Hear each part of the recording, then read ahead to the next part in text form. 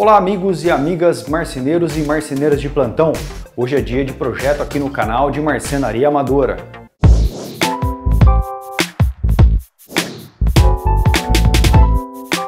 O projeto que eu vou apresentar hoje aqui no canal é uma adega de parede. Eu peguei essa ideia no site da Pinterest, então eu não tenho a foto original aqui, mas eu me lembro que eu vi esse projeto há alguns meses atrás. E é uma adega bem interessante. Esse conceito você pode utilizar para fazer adegas pequenas ou também adegas maiores. E outra coisa também é que você pode utilizar sobras de madeira. No meu caso, eu vou utilizar aqui uma chapa de MDF de 15 mm e também tubos de PVC. São tubos mesmo daqueles de construção. Esse tubo aqui ele tem 10 centímetros de diâmetro. E para finalizar essa peça, eu vou pintá-la de preto. E para pintar o MDF, vou utilizar tinta acrílica preta. Para pintar o PVC, um spray preto também de uso geral. E o segredinho final, eu vou aplicar também na peça, parte da peça, uma tinta lousa, que vai permitir depois que a gente faça desenhos ou escreva na peça com giz. Então vamos ver aí, pessoal, qual vai ser o resultado final da combinação de todos esses elementos. Esse é um projeto bem simples de ser feito porque ele envolve apenas cortes retos. Então a primeira parte é cortar duas tiras de madeira com largura de 28 centímetros, que é exatamente, pessoal, o comprimento aqui desses canos que eu já cortei também de 28 centímetros, que é um tamanho aí para acomodar uma garrafa de vinho. Para fazer esses cortes eu vou utilizar uma serra de trilho, mas você pode utilizar também uma serra de bancada, uma serra manual. E também, se você tiver cuidado, você pode utilizar até uma tico-tico, porque na verdade na junção das peças, né, você não precisa ter cortes muito perfeitos. Então, mãos à obra.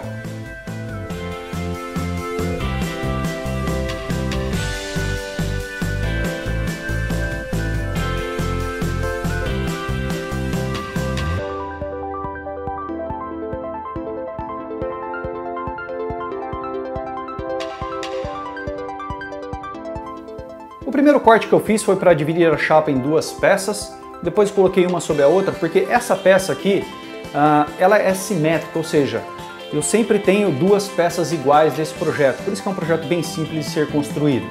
Então coloquei as duas chapas aqui, eu vou trabalhar com elas juntas até o final, tá? Então o segundo corte que eu fiz foi para deixar aqui na largura de 28 centímetros, e agora eu preciso cortar duas peças, uma que vai ser o topo da peça, e outra a peça de baixo, tá? E tem uma terceira ainda que eu vou cortar, que vai ser o suporte para a taça. Então, essa peça do topo, ela tem que ser o diâmetro do tubo de PVC. E tubo de PVC, pessoal, é um negócio muito engraçado, tá? Porque ela pode ter uma certa deformidade. Então esse tubo aqui, ele é de 10 centímetros ou 100 milímetros, e medindo aqui, ele está dando aproximadamente 10,1 centímetros. Como eu vou colocar a guia aqui para fazer o corte com a serra, eu preciso considerar também a espessura da lâmina. Eu medi aqui na máquina e essa lâmina aqui ela tem 2,5 milímetros. Então eu vou cortar com 3 milímetros, assim fica de folga, tá? Então vou colocar aqui 10,1 mais 0,3 milímetros, né? Seria 10,4 centímetros, tá certo? Então vamos ver aí como é que fica esse corte.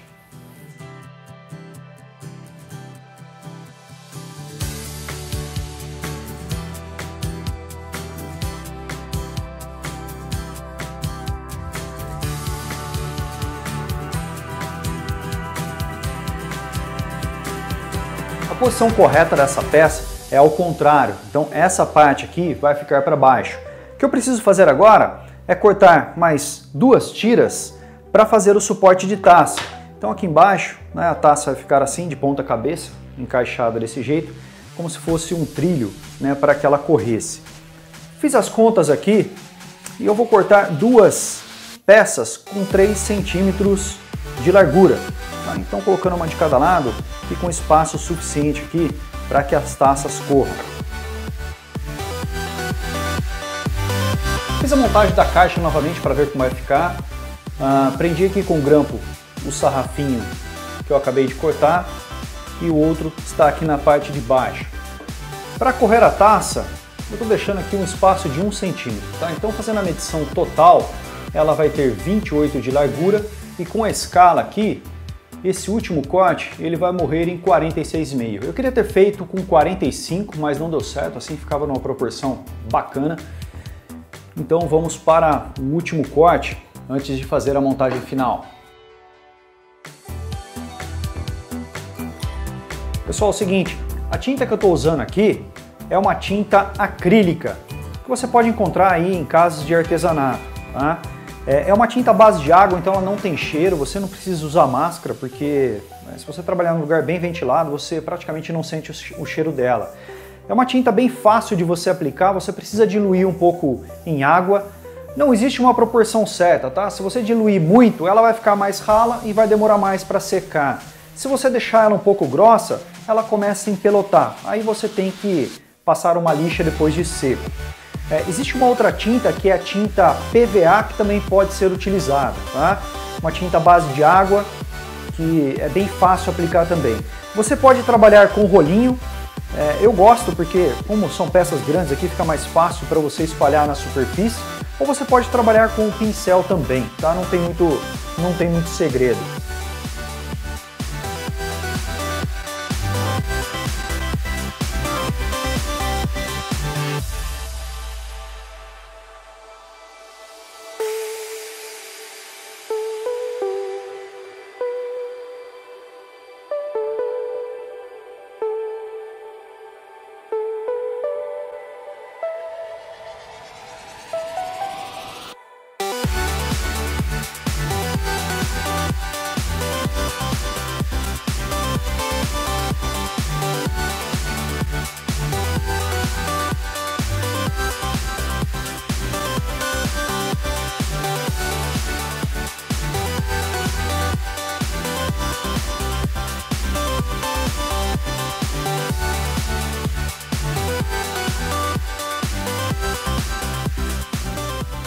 E vamos para a finalização da peça.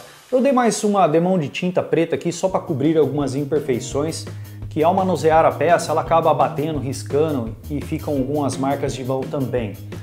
É importante também, pessoal, você passar um verniz em spray. Esse verniz aqui é um verniz de uso geral, ele é incolor, você encontra aí em casas para tintas ou então até mesmo em casas para artesanato. O verniz ele dá uma proteção a mais na tinta, evitando assim que quando você coloca a mão, então você passa você bate a peça, risca e tudo mais, você acaba tendo uma proteção adicional.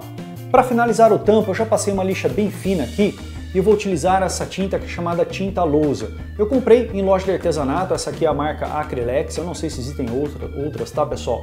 E lendo as instruções aqui, você passa a tinta sem diluir, com o pincel mesmo aqui no tampo, e ela precisa de 24 horas para secar. Então vamos ver aí qual vai ser o resultado após aplicar a tinta.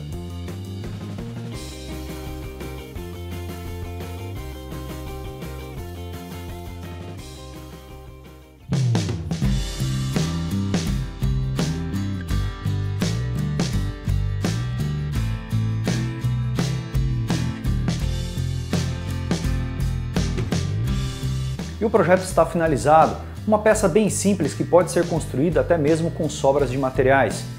E se você gostou desse vídeo, curta aqui embaixo e não se esqueça também, pessoal, de se inscrever no canal. Um forte abraço a todos e até o próximo vídeo de marcenaria amadora.